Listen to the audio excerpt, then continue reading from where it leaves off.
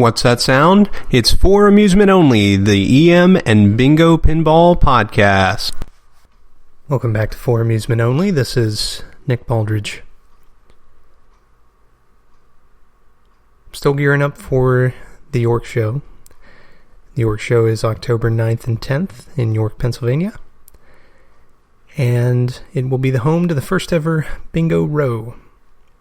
There will be a large number of bingos of different types there, brought from collectors all around the eastern United States. This is very exciting. First time it's ever happened. And to celebrate, if you come and play the machines and you get 4 or 5 in a line, you can win one of Jeffrey Lawton's autographed Bally Bingo pinball books. But for tonight, I received an email from Mike Ogilvie. Mike is a local pinball player and relatively new pinball collector. He mails, Nick, I'm gearing up to restore a 1932 Ballyhoo. I've listened to a lot of your podcasts on cleaning playfields, metal parts, and cabinets, and had a few follow-up questions. Number 1. I'm planning on using the products you recommended to clean the playfield and the metal parts. For me, that's mostly escutcheon pins. Did they leave behind any type of residue or film that I would need to worry about before applying wax? And number 2. The cabinet for my Ballyhoo is a bit askew, not square. You can't really tell by looking at it, but a few corners have open external seams, and the lane that feeds the ball to the shooter lane is off by just enough that there's not enough clearance above the plunger for the balls to drop in front of the plunger. Do you have any recommendations on how to correct this? There are no obvious defects in the cabinet woodwork. I was thinking of using long clamps to apply pressure diagonally. Thanks for providing the podcast. It's a huge help. Mike Ogilvie. Well, thanks, Mike, for your email. I'm really happy that you're enjoying the podcast, and I'm happy to keep making it. Now, to answer your questions. Ballyhoo is a very old machine, and as such, you have to treat it carefully. So most of the cleaning methods that I recommend will in fact work on the Ballyhoo, but you're going to want to very carefully check. You'll need to assess the condition of the game, and by that I mean the actual playfield artwork. Run your hand over it and see if there's any flaking paint. If there is, then you're going to want to be incredibly careful. If there's not, then you should be good to go. And here's what I'd recommend for cleaning. The first thing is that you'll have to pull all of those pins. What I would suggest, because all the pins are going to be the same height, is to measure before you pull how much of the pin is above the playfield surface. Write this down. Pull all the pins in one area, which is relatively far away from your eye. And then what I would do is use that Gojo hand cleaner. And you're going to want to be, again, very careful and just clean a small area around the hole for one of the pins. Do it in an area that your eye is not immediately drawn to when you look at the game. Doing one closer to the front of the game is more dangerous because if there is an adverse reaction with the playfield artwork, it will be more easily noticed if it's right in front of your face. So start there and just rub a little bit in, and then take a dry portion of a cloth or a rag and then wipe it up. Did it in fact clean, or did it remove the artwork? If it removed the artwork, then you're going to need to clean in a different way. And the method that you choose, you're going to have to do the same stop and test before just going full bore, because it's quite possible that you can end up removing all of the artwork.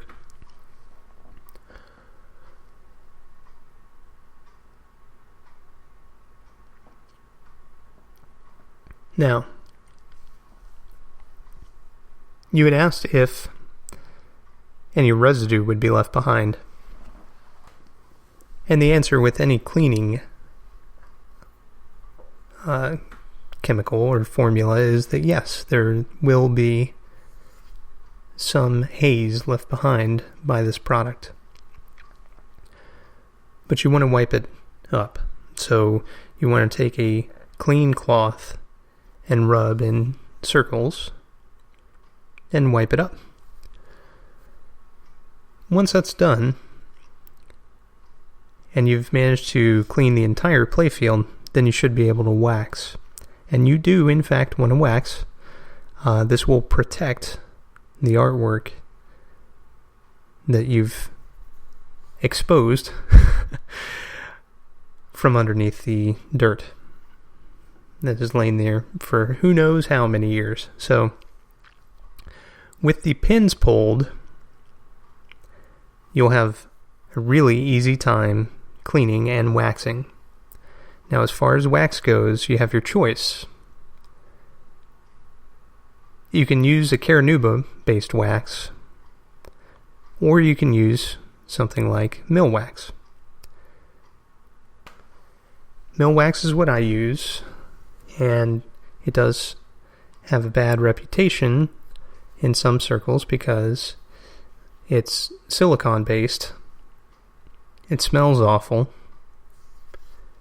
and it's possible to misapply it in such a way that you can get it all over the place because it's a liquid. But it is designed in such a way that you are less likely to damage the game in the application. It doesn't take a whole heck of a lot of mill wax to apply to a playfield. And for a game this old, I would highly suggest using that. However, you can use a Caranuba-based wax as well. The only issue with those is that typically you have to apply using an applicator or a microfiber cloth or something of that nature. And when you do so, it's possible to pull up flaking paint.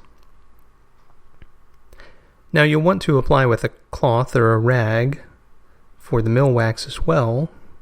You don't want to just pour it all over your playfield, but it's easier to push too hard with a Caranuba applicator than it is with some kind of rag with mill wax on it. It's my personal opinion, my personal preference. You do what feels right to you as far as wax goes. But you want to let it haze up, whatever it is, and then wipe it off, again, using a circular motion.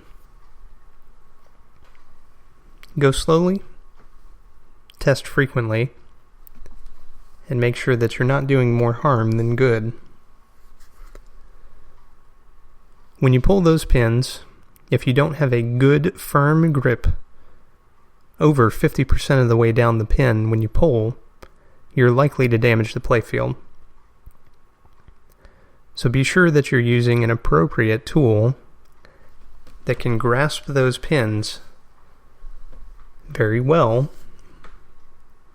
and pull Otherwise, again, you're going to pull up the wood surrounding the pin.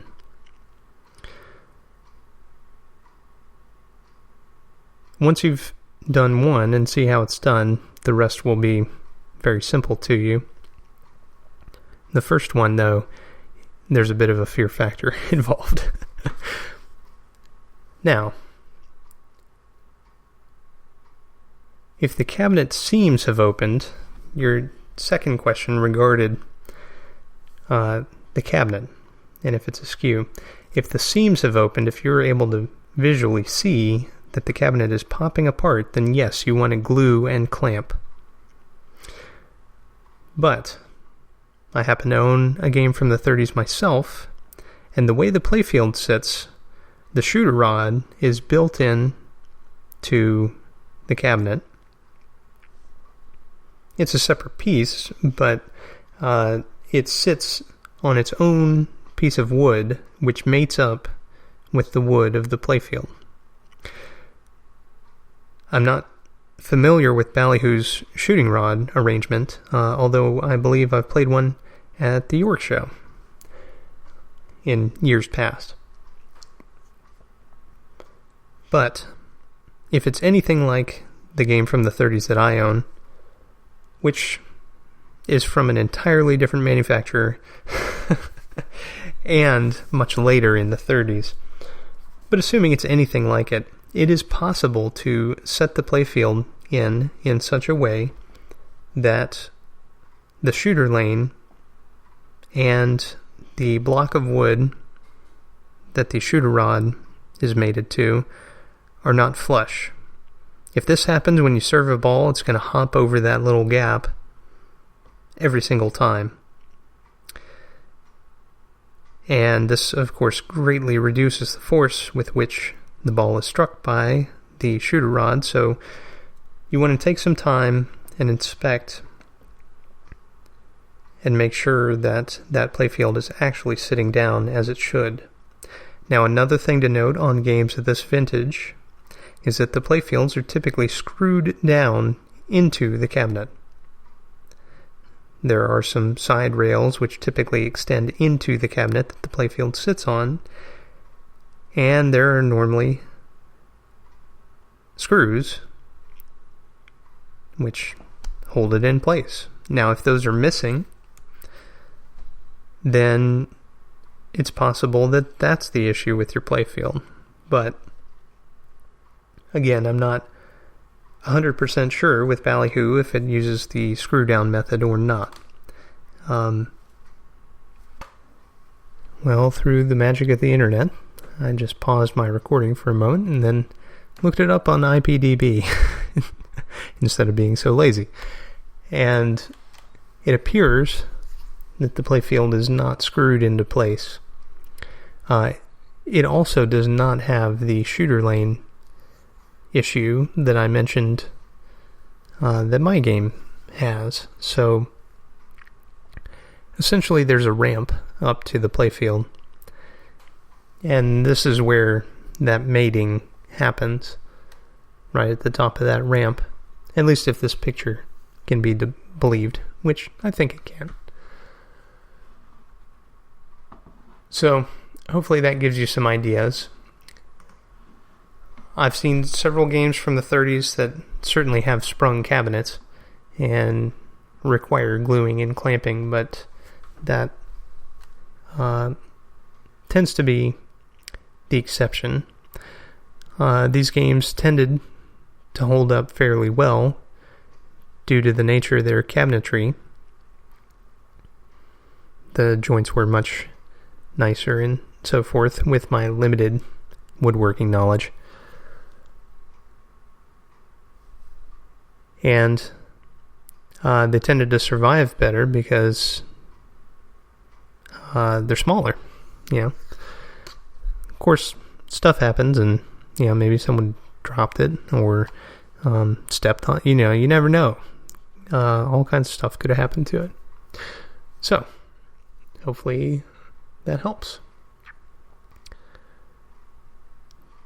As far as the pins themselves, you can either chuck them up in a drill and take a very fine sandpaper and then drill them into the sandpaper, essentially polishing the heads. Or, and this is the more consistent approach, polish the entire nail with Mother's Mag and aluminum polish. Now, as far as cleaning supplies, this will set you back, a total of about $10 if you got some rags hanging out. So it's a relatively inexpensive approach to cleaning and enjoying this game from the early 30s. So, Mike, I wish you the best of luck in your cleaning efforts, and I certainly hope that you'll be ballyhooing again soon. Well, that's all for tonight. Thank you again for listening. My name again is Nick Baldridge. You can reach me at foramusementonlypodcast@gmail.com, or you can call me on the Bingos line. That's 724-BINGOS1, 724-246-4671. You can listen to us on iTunes, Stitcher, Pocket Casts, via RSS, on Facebook, on Twitter at Bingo Podcast. You can follow me on Instagram at nbaldridge, or you can listen to us on our website, which is foramusementonly.libsyn.com.